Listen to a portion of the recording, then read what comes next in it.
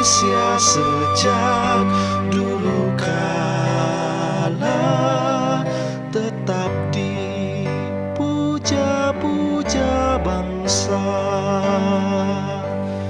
Di sana tempat lahir beta, dibuai dibesarkan bunda,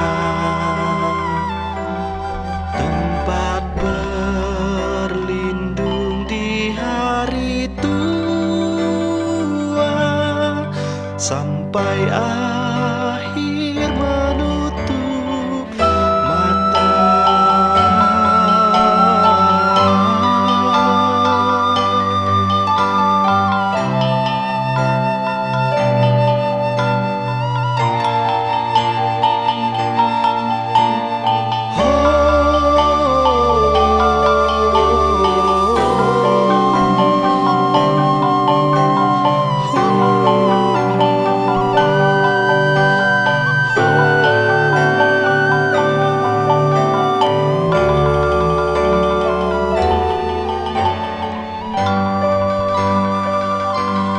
Di sana tempat lahir beta,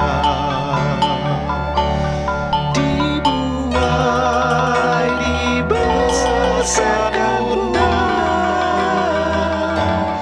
tempat berlindung di hari tua, sampai akhir menutup mata.